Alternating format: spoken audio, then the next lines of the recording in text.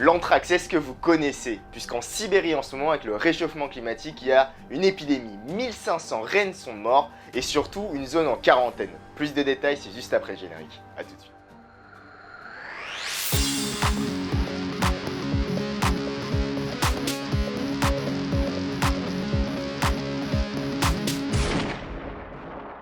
Salut à tous, c'est Kazoo et aujourd'hui on va donc parler de l'anthrax. Alors l'anthrax c'est appelé en français la maladie du charbon et donc on peut être infecté par plusieurs voies. La principale qui est la cause de 95% des infections, c'est la voie par la peau quoi. Genre t'as une blessure, t'as une plaie ouverte et tu te fais contaminer par les particules du coup de cette bactérie. Parce que c'est une bactérie qui s'appelle le Bacillus anthracis, d'où le nom en anglais anthrax qu'on utilise aussi en français. Alors les deux autres voies de contamination sont par la manger quoi. Genre si tu manges une viande contaminée, tu te fais contaminer. Et enfin, la plus rare mais aussi la plus dangereuse, c'est par la voie respiratoire. On peut respirer des particules contaminées et du coup être infecté. Alors une fois qu'on est contaminé, les symptômes c'est comme la grippe. Alors de la toux, des douleurs musculaires au niveau des articulations, des maux de tête et un peu de nausées. Alors ça peut commencer à... Donc il y a une durée d'incubation, du coup les symptômes peuvent commencer à t'apparaître au bout de 4 à 6 semaines.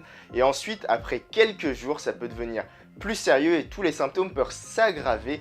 Et c'est à ce moment-là qu'il peut y avoir des causes de décès. Et peut-être que vous en avez entendu parler juste après le 11 septembre. Oui bon, ça n'a rien à voir avec le 11 septembre et les World Trade Center. En soi, c'est pas une théorie du complot. Par contre, une semaine après, le 18 septembre, des lettres ont été envoyées vers du coup des grands médias comme NBC, ABC et d'autres, et surtout de sénateurs, ce qui a causé la mort de 5 personnes puisque ces lettres étaient contaminées avec cette bactérie. Alors du coup la CIA a mené une enquête pour déterminer les personnes derrière tout ça, mais aujourd'hui encore on n'a pas les personnes derrière quoi. Personne n'a été capturé. Alors aujourd'hui on parle d'anthrax puisqu'avec le réchauffement climatique, vous savez tous que la glace fond. Et du coup les glaces appelées des glaces éternelles, c'est-à-dire des glaces qui ne sont pas censées fondre en temps normal, appelées aussi permafrost ou pergélisol. Donc c'est situé dans les zones très froides comme la Sibérie, l'Alaska ou le Groenland. Donc là, l'histoire que je vous raconte, ça se passe en Sibérie, donc au nord de la Russie. Ce pergélisol a donc fondu. Alors bon, c'est un phénomène qui se passe tous les ans, entre 30 et 60 cm qui fondent, sauf que là, ça a fondu beaucoup plus, parce qu'au mois de juillet, la température a atteint des records, 35 degrés, alors que la température moyenne était autour de 18 degrés pour les années précédentes. Ce qui a fait que cette glace fondant, il y a des molécules qui sont sorties quoi, et surtout des particules de cette bactérie. Puisque vous connaissez la logique, plus ça fond, plus ça va donc profond et surtout plus c'est vieux quoi. Il y a des bactéries qui datent d'il y a très longtemps, des dizaines de milliers d'années pour certains.